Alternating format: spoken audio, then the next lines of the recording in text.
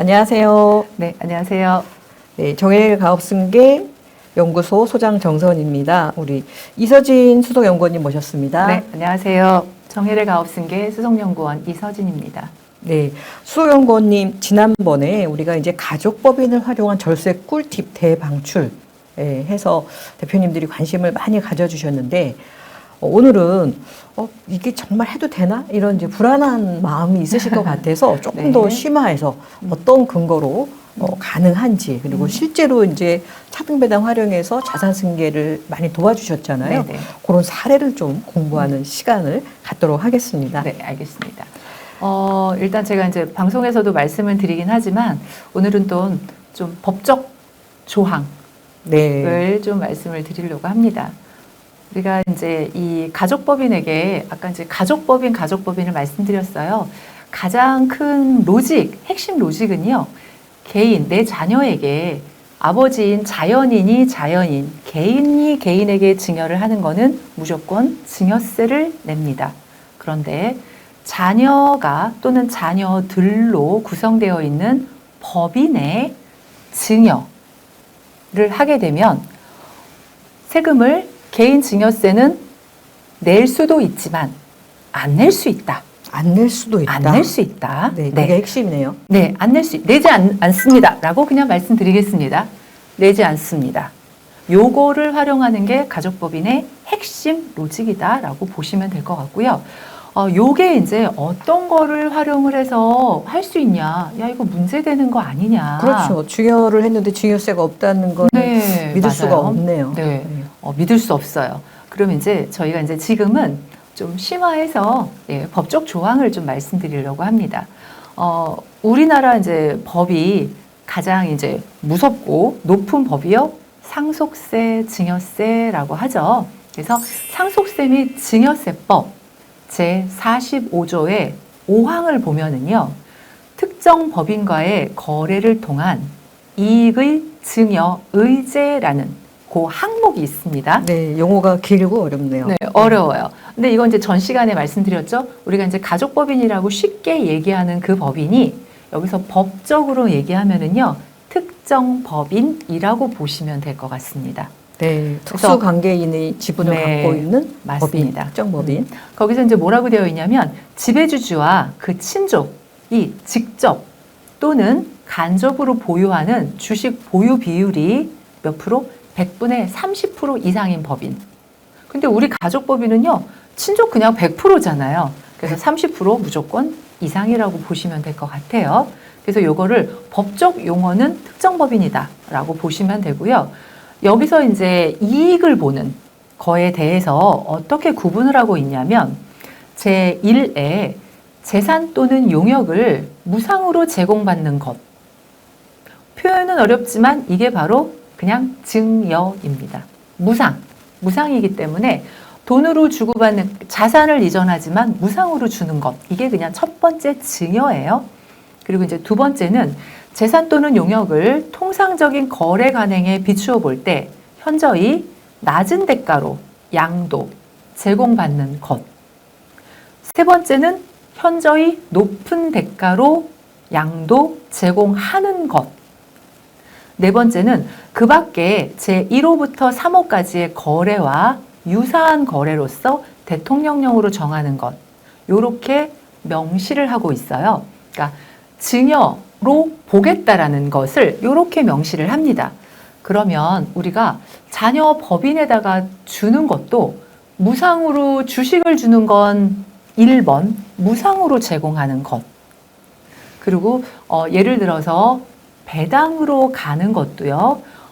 지분율대로 균등하게 배당이 간다면 무상 제공이 아니잖아요. 그런데 아버지 법인에서 만약에 이제 이 자녀 법인의 주식 비율이 약 5%인데 만약에 100을 줬을 때 그러면 95%는 이거로 보는 거죠.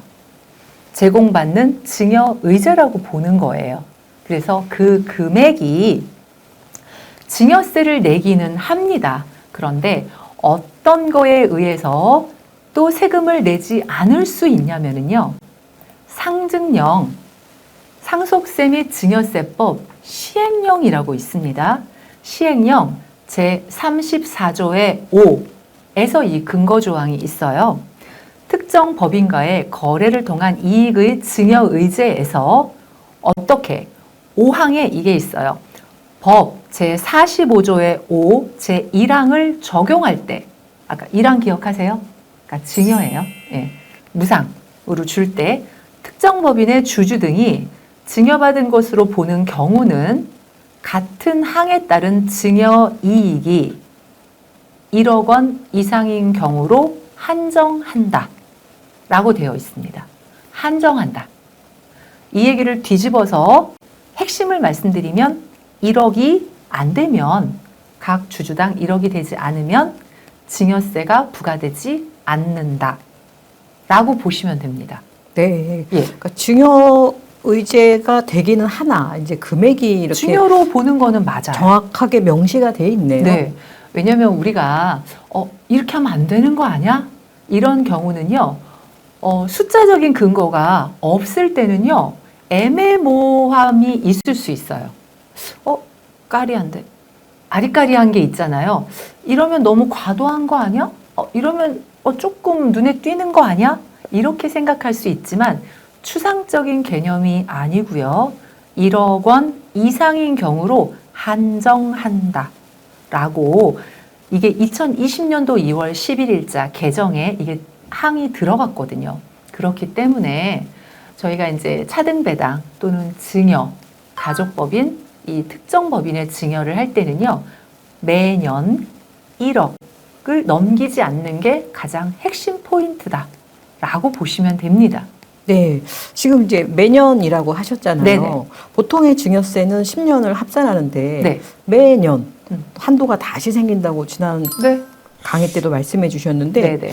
그것도 어떤 법조항이 있나요? 네, 맞아요. 거기에 이제 또 그 7항, 그 밑에 항을 보면은요, 그 부분이 나오기도 하고요. 이게 이제 국세청에서 여러분들이 이제 이 질의를 하잖아요. 질의를 해서 국세청에서 서면 답변이 온 경우가 있습니다. 네. 요거를 한번 제가 말씀을 드릴게요. 만약에 이제 증여 유형별 거래별이라고 그때 제가 말씀을 드렸어요. 거래별이라는 거는 그냥 주식의 이동, 일반 증여인 거 또는 뭐 고저가, 양도가 있을 수 있잖아요. 그러니까 양도가 있고 대여가 있고 뭐 일반 그냥 증여가 있고 그러면은 그것 또한 우리가 한 번에 어떤 대표님들이 이렇게 생각을 하시는 거예요. 그러면 1억이 넘지 않으려면 내가 2천만 원, 2천만 원, 2천만 원 이렇게 해서 5번에 나누어서 또는 10번에 나누어서 이렇게 주면 이거에 해당이 안 됩니까? 이렇게 의구심을 가지신 분들 있으실 수 있잖아요. 그래서 질의응답을 했어요. 그래서 여기에 어떻게 답변이 왔냐면요. 증여이익 1억을 판단할 때 어떻게 판단하느냐. 소급하여 1년간 동일 거래는 이익별로 합산하여 판단한다. 이렇게 주문이 딱 왔어요. 이게 이제 서면으로 온 건데요. 2025년 자본거래 4934 질의응답 번호인 거예요. 그래서 22년도 12월 29일 날 제목은 상속세 및 증여세법 제45조의 5 제1항을 적용할 때 같은 항 각 호의 거래에 따른 이익별로 구분하여 그 거래일로 소급하여 1년 이내에 동일한 거래 등이 있는 경우에는 각각의 거래 등에 따른 이익별로 합산하여 1억 원 이상인지 여부를 판단하는 것임. 이렇게 딱 요약으로 해서 서면 답변을 국세청에서 내렸습니다. 요 근거 하에 우리는 여러 가지 방법들을 다양한 솔루션들을 실은 실행을 할 수 있는 거죠. 네. 그래서 그럼 이거는 이제 현재 상황에서는 가능하다는 거네요. 예, 맞습니다. 하지만 이런 답변은 또 언제 바뀔 수도 있겠네요. 예를 들어, 네, 지금 이제 세법이 절세 또는 뭐 뭐 탈세가 아니라 실은 그 법적 테두리 안에서 우리가 세금을 줄이는 것을 절세라고 하죠. 근데 뭐 국세청에서 요즘에 이제 굉장히 이런 부분들을 타이트하게 세법이 촘촘하게 바뀌고 있다라고는 말씀은 드려요. 뭐 예를 들어 뭐 퇴직금, 뭐 여러 뭐 세금들에 대한 부분들이요. 그래서 언제 어떻게 법이 또 바뀔지는 저희도 모르긴 합니다. 네. 그래서 지금 현재는요.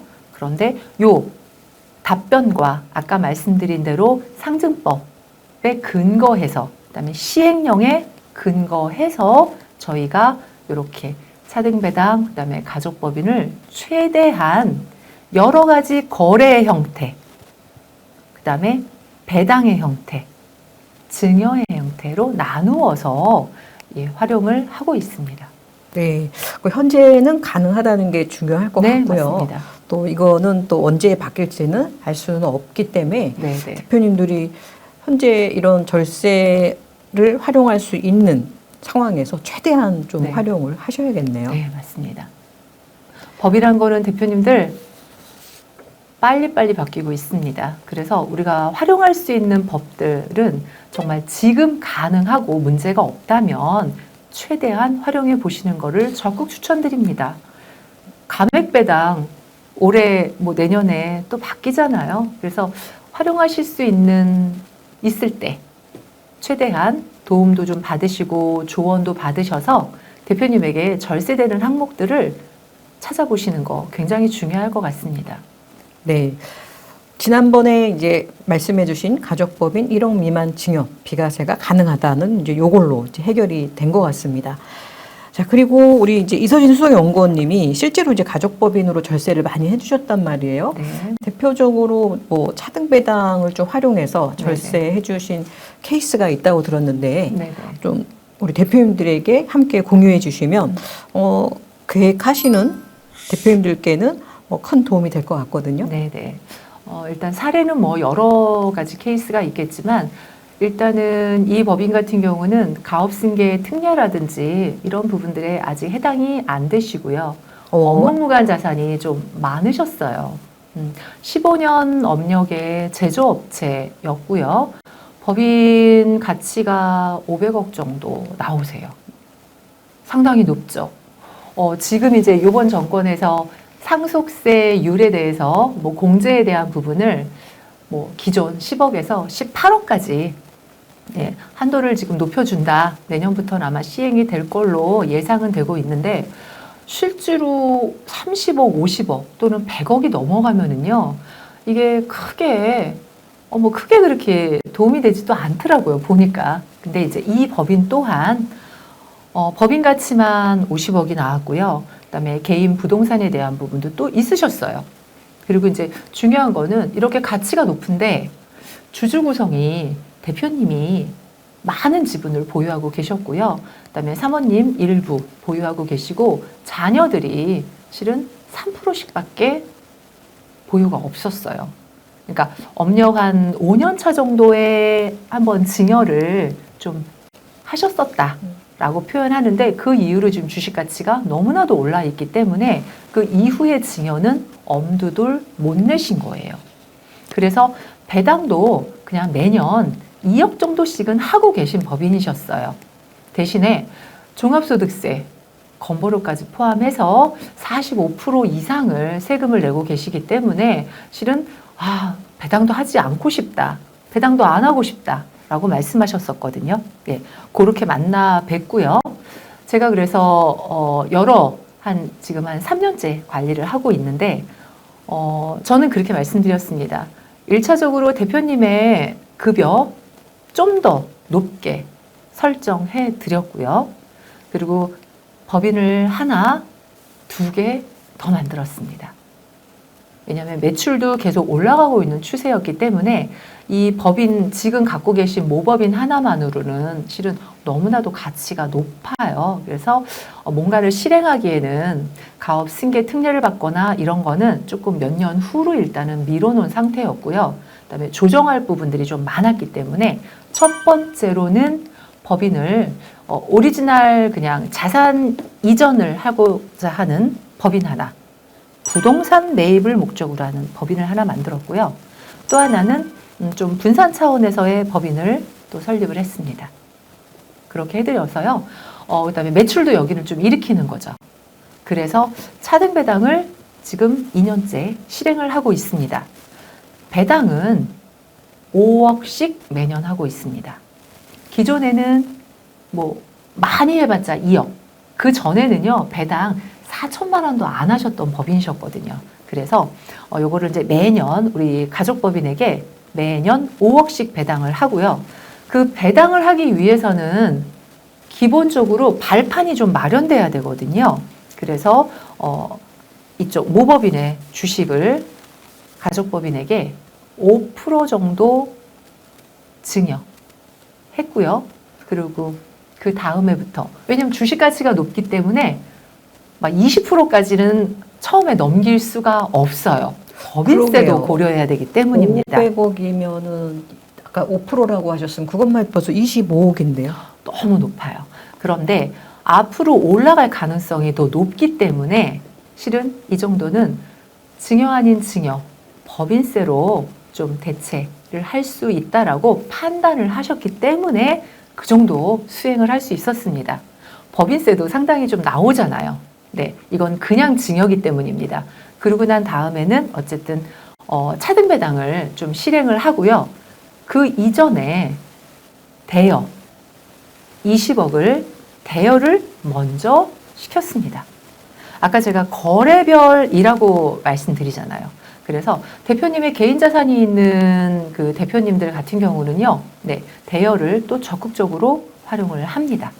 그래서 시드머니를 좀 만들어 놓고 매년 차등 배당 실행을 하고요.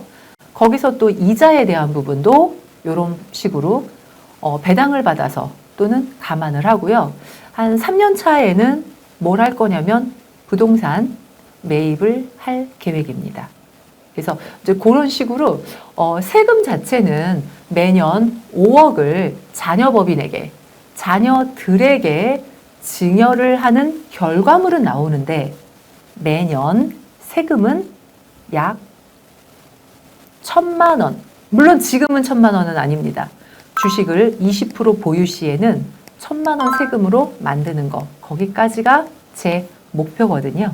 네, 그래서 그 자금을 원활한 자산 이전을 시키고 이쪽 자녀법인에서도 또 매출을 일으키고 그만의 어떤 기술력을 좀 가질 수 있도록 도와드리고 설계를 또 지금 진행을 하고 있습니다. 네.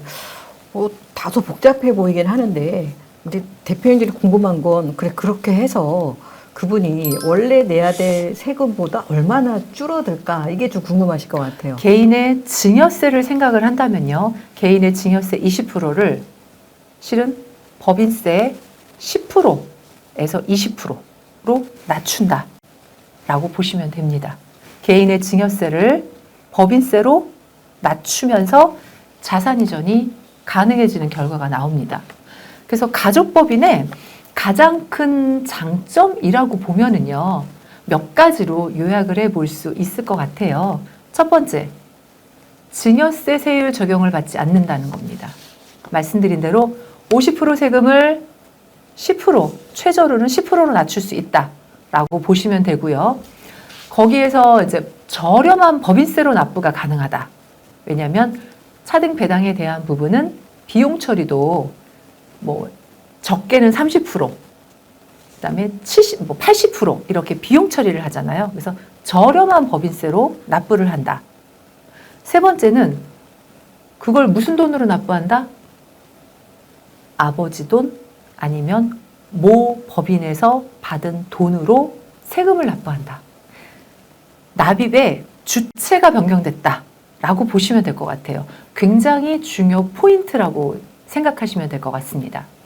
그리고 다섯 번째는 모법인의 그러므로 해서 잉여금이 낮아지는 효과를 볼 수 있고요. 잉여금이 낮아짐으로 해서 모법인의 주식 가치도 낮아집니다. 그거는 모법인의 증여세, 상속세 또한 절세 효과를 가지고 옵니다. 그리고 더 크게 나아가서는 우리 자녀들에게 자금 출처, 나이가 어린 자녀들 또한 여기에 참여를 할 수 있기 때문에 자산 형성을 어릴 때부터도 가능하게 만들어드리는 큰 장점이 있다라고 보시면 될 것 같습니다.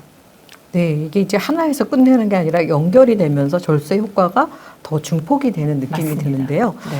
그러면 요번에 이제 컨설팅 해주셨던 이 회사 같은 경우에는 이 기업 가치가 한 500억 정도였고 이것을 이제 일반 상속으로 가게 됐다면 적어도 200억 이상의 세금을 그럼요.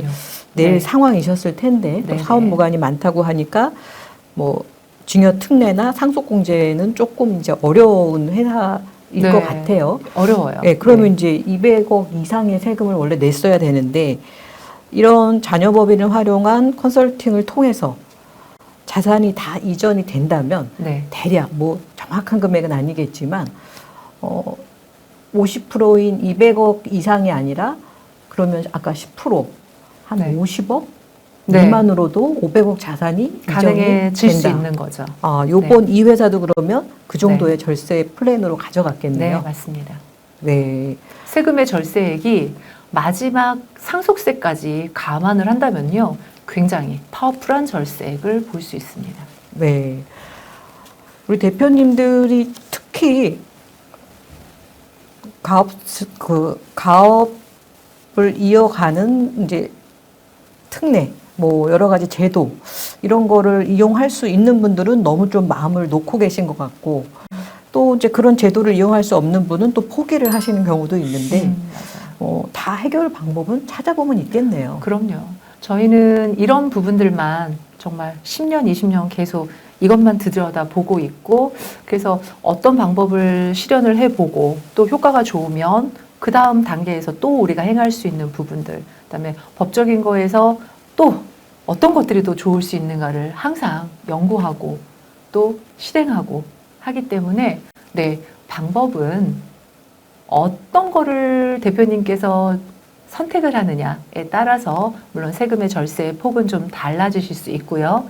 시기, 그다음에 기간 뭐 이런 것들을 잡는 것 또한 컨설팅에 저는 처음이라고 생각하거든요.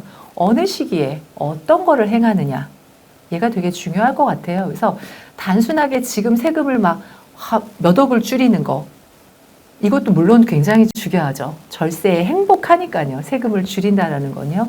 그렇지만 좀 큰 그림에서는 대표님이 바라보는 어떤 법인의 미래의 어떤 가치가 있을 것이고, 그리고 이제 자녀분들과의 여러 가지 구상들이 있으실 거예요. 그거를 다 미팅을 하면서 좀 여러 대표님이 생각하는 의도를 좀 많이 반영을 해서 가족법인도 어떤 형태로 갈지, 얼마만큼을 줄일지, 어느 만큼 또 증여를 할지에 대한 부분이 솔루션이 좀 나올 수 있을 것 같습니다. 네. 우리 대표님들이 이제 이런 부분에서 주변에 많은 또 도움을 받을 수 있겠지만 가업 승계는 해보신 분이 뭐 많지 않은 게 아니라 거의 없으세요. 네, 프로테이지로 따지면 정말 적은 네. 분들이 고민하고 계시죠. 네, 그래서 실행하고. 우리 법인의 세무 업무를 도와주시는 우리 기장 세무사님이 기장을 너무 잘 해주고 계시겠지만 가업승계를 해본 경험이 많기는 좀 어렵잖아요. 네네. 그래서 가업승계만큼은 가업승계 솔루션을 많이 해본 전문가들에게 조언을 받으시는 게 뭐 세금이면 세금, 또 가족 간의 어떤 균형, 사후에 분쟁 이런 것까지 네. 다 같이 종합적으로 좀 설계가 가능하지 않을까 네, 싶고요. 맞습니다. 최근에 저희 이제 댓글에 이게 이제 세무적인 내용이 좀 나가다 보니까 세무사세요? 뭐 세무사 아니세요? 이런 질문이 또 많습니다. 예, 많더라고요. 네, 예전에도 항상 그 질문을 좀 하시더라고요. 네, 네. 가업 승계라는 거는 이제 세금 영역에만 국한되진 않잖아요. 그럼요. 네, 그래서 좀 우리 이서진 수석연구원님이 뭐 17년간 이 가업 승계를 쭉 해오셨는데 세무사님과의 어떤 역할을 나눠서 이제 하시게 되는지, 왜 이런 승계 전문가가 필요한지 요거를 좀 설명을 드리면 좀 네. 대표님들이 이해가 쉬울 것 같아요. 일단은 저는 세무사는 아닙니다. 저랑 같이 일하시는 세무사님이 세 분 같이 계시고요. 세무사님들은 숫자, 네, 계산해 주시고 어떤 그 오류가 없는지 이런 거에 대한 라이센스를 가진 분이시다라고 생각을 하면 될 것 같고요. 좀 컨트롤 타워다라고 저는 생각합니다. 제 스스로를. 그래서 대표님께서 바라는 어떤 방향을 최대한 반영하고 그리고 거기에 저의 모든 노하우, 경험과 노하우 이런 부분들을 같이 말씀을 나누어서 어떤 방향이 가장 좋을지 그 방향 선택과 솔루션을 어떻게 할지를 먼저 정하고요. 그리고 이제 저희 세무사님은 그럴 때 이제 같이 논의도 하고요. 그다음에 실제로 그걸 실행을 할 때, 그다음에 신고할 때 이런 부분들은 세무사님께서 같이 진행을 하십니다. 네. 그리고 이제 사후 소명에 대한 부분들도 같이 저희 컨설팅 세무사님과 저랑 같이 대표님들의 몇 년 후까지도 함께 진행한다라고 생각을 하시면 될 것 같습니다. 네. 우리 세무사님은 어떻게 보면은 이제 건축으로 하자면은 어떤 부분적인 그 실행을 뭐 지어주시거나 이런 걸 한다면 우리 이제 이서진 수석연구원님은 그 전체적인 걸 설계하는 건축 설계사 뭐 약간 그런 느낌이 드네요. 네, 그렇기도 하겠네요. 네. 우리 뭐 대표님들 이게 세무적인 건데 세무사님이 아니면은 위험하지 않나? 당연히 세무사님들이 네. 그럼요. 도와서 당연히 진행을 합니다. 하고 계시고 네, 그뿐만 아니라 뭐 우리 변호사님, 뭐 네. 노무사님, 기업에 필요한 이런 구조를 함께 하고 있으니까요. 안심하고 네. 네, 맡기시면 될 것 같습니다. 네. 마지막으로 우리 대표님들께 당부 말씀드리고 마무리하도록 하겠습니다. 네, 대표님 항상 말씀드립니다. 고민만 하시면은요, 절세 시간이 점점 더 흘러가고 있다라고 보시면 될 것 같습니다. 세금은 너무나도 빠르게 변화하고 있어요. 지금 할 수 있는, 대표님이 선택할 수 있는 선택지를 좀 많이 받아보시고 연락 주시면 최대한의 솔루션을 제공해 드릴 테니까 대표님에게 절세 행복을 드리는 연구원 되도록 노력하겠습니다. 연락 주십시오. 네, 절세 행복을 드리는 이서진 수석연구원님과 함께 했고요. 우리 이서진 수석연구원님께 상담을 받고 싶은 대표님들 영상 하단에 상담 신청 링크, 또 영상 상단에 전화로 연락 주시기 바랍니다. 감사합니다. 네, 감사합니다.